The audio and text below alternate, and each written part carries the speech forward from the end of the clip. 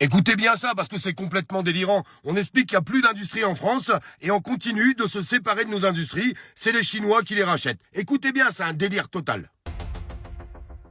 Et bonjour Guillaume. Bonjour Pauline. On va parler du jugement du tribunal qui a tranché dans l'affaire Vencorex. C'est mauvaise nouvelle pour l'usine chimique située près de Grenoble, qui n'emploie plus que 300 personnes. La justice n'a pas donné suite au projet de reprise monté par 2 salariés. C'est finalement un groupe chinois qui va reprendre l'entreprise. C'est un coup dur parce que le problème en plus, c'est que cet acteur chinois, il va reprendre 50 salariés seulement sur les quelques 300. Donc ça, c'est vraiment dommageable. Ce qui est d'autant plus dommageable, c'est qu'effectivement, il y avait un autre projet de reprise sur la table. C'est deux salariés du groupe, en fait, qui s'étaient associés à un entrepreneur local qui disait, bon, on va essayer de créer ce qu'on appelle une SCI collectif avec un entrepreneur local. La région Rhône-Alpes-Auvergne avait dit éventuellement je mettrai un petit peu d'argent. Même l'État était prêt à mettre de l'argent sur la table, mais apparemment la justice a considéré que c'était pas viable et que c'était pas la peine de creuser malheureusement cette piste. En gros, l'histoire c'est que le site est en redressement judiciaire depuis septembre dernier, justement parce qu'il subissait la concurrence des Chinois de plus en plus. Et c'est une mauvaise nouvelle parce que là on parle de 250 emplois qui va disparaître, mais vous avez là-bas, on est dans l'Isère, c'est un écosystème de la chimie qui emploie 6000 personnes. On appelle ça la vallée de la chimie. Donc c'est un très très gros truc et vous avez potentiellement des centaines, voire des milliers d'emplois qui sont menacés aujourd'hui. Et qu'est-ce qu'il fabrique précisément ce site? Alors pour vous la faire courte, il fabrique toujours une variété de sel d'une certaine pureté qui était utilisée pour fabriquer des missiles pour notre dissuasion nucléaire, vous savez, notamment les missiles qu'on trouve dans les sous-marins nucléaires. Et puis aussi, on avait besoin pour concevoir les fusées Ariane. Donc là, vous avez bien compris l'histoire, un sujet de souveraineté qui refait surface. Attention, les Chinois ou d'autres sont en train de mettre la main sur ces actifs.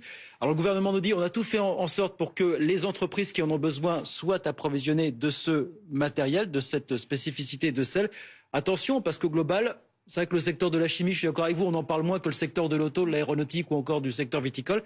Mais c'est un secteur qui emploie quand même 200 000 salariés aujourd'hui. C'est pas rien du tout, la chimie. Et si on veut toujours, dixit le même gouvernement, parler réindustrialisation dans les prochaines années, c'est un secteur dont on aura vraiment besoin, qui devra embaucher, qui doit être encore plus fort, parce qu'il fait partie d'une chaîne de valeur et qu'on ne devra pas laisser partir ou racheter par des actifs étrangers. Voilà. Il y a eu beaucoup de réactions. Mais qu'est-ce qu'il raconte, lui?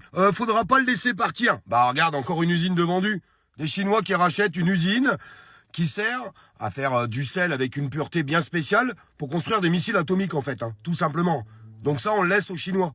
Non mais, en fait, on produit plus rien dans ce pays. On produit plus rien du tout. Puis après, quand on a des crises comme Trump, il a fait il y a pas longtemps, ah bah là, tout le monde balise. Ah merde, comment on va faire? Ah bah oui, on achète tout à l'étranger, on n'est plus capable de rien produire en France. Voilà où on en est.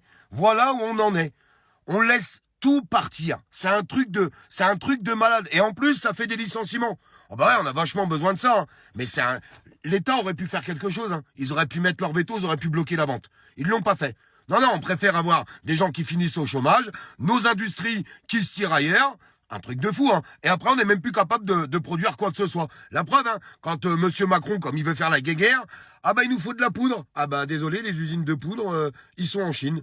Ah bah ouais, mais comme la Chine c'est le copain à Poutine, bah ils ont réduit les approvisionnements. Eh ben, ils se sont retrouvés tous comme des glandus. Ah ben, on pose la première paire. On va ouvrir une usine de poudre. Elle sera prête dans 4 ans. Mais vous vous rendez compte à quel point ils sont débiles, ces gens-là? Ils sont complètement débiles. Et puis, je vais vous dire quelque chose. Et je n'ai absolument rien contre les Chinois. De toute façon, tu peux rien avoir avec les Chinois parce que t'as jamais d'emmerde avec eux. Ils font chier personne. Ils sont tout le temps en train de bosser. Mais comprenez bien quelque chose. Regardez qui rachète tous les bureaux de tabac. Allez-y, regardez. Regardez qui rachète tous les cafés. Regardez qui rachète toutes les boulangeries.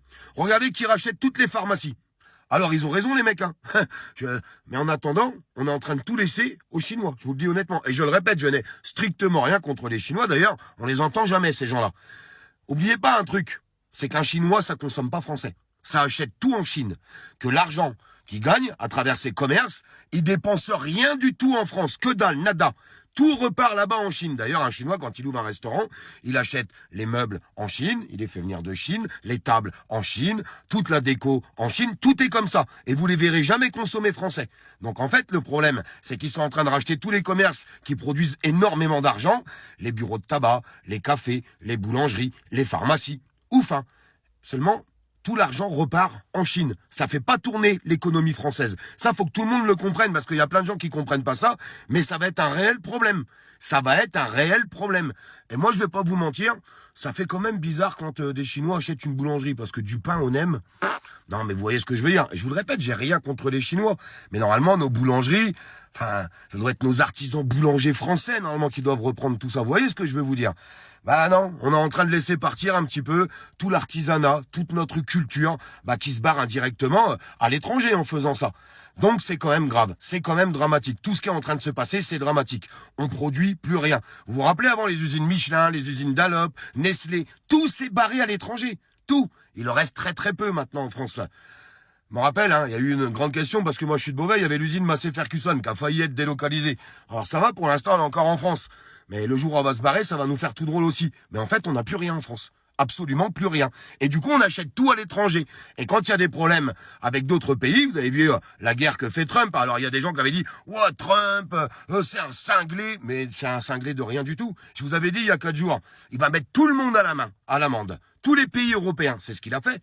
Il a mis tous les pays européens à l'amende. Et puis maintenant, il a dit « Allez, vous allez venir sur la table des négociations. » Point final. Il les tient comme ça par les bourses. Voilà la vérité.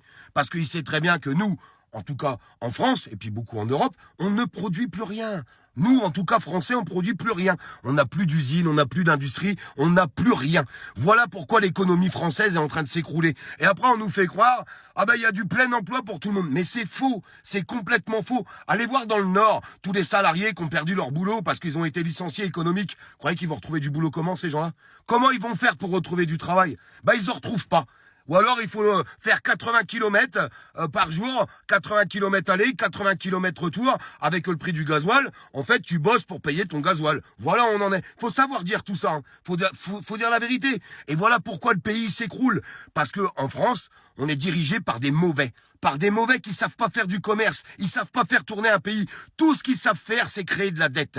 De la dette, de la dette, de la dette. Comme ça, on n'arrête pas d'emprunter de l'argent. Et puis, on a des taux d'intérêt énormes. Et on finit par plus rembourser la dette. On ne rembourse que les intérêts. On en est là aujourd'hui. N'hésitez pas à mettre un petit like, un petit partage, un petit commentaire et n'oubliez pas de vous abonner. Puis je vais répondre parce que j'en ai marre d'en prendre tout le temps plein la tête. C'est Olive, mais il est tout le temps en train de râler. Il a qu'à aller bosser. Il faut rien.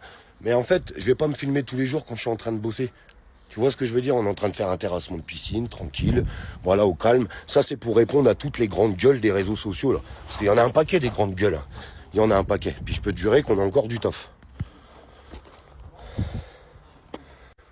Alors, on vit dans un pays de cinglés parce qu'aujourd'hui, tu es obligé de te justifier de tout. Alors, je me justifie plus de trop, mais de temps en temps, c'est bien de faire une piqûre de rappel. Vous savez, moi, depuis que j'ai 15 ans, j'ai fait un pré-apprentissage, j'ai toujours travaillé toute ma vie. Alors, les grandes gamelles des réseaux sociaux, en plus, ceux qui parlent, souvent, c'est des gens qui n'ont jamais rien branlé de leur vie, qui ont un poil dans la main, plus haut que la tour Eiffel, donc ils me font doucement rire. Mais bon, c'est pas très très grave. Pour les autres, je vous embrasse. N'hésitez pas à faire en sorte que cette vidéo puisse circuler un max. Et moi, je vous fais des bisous.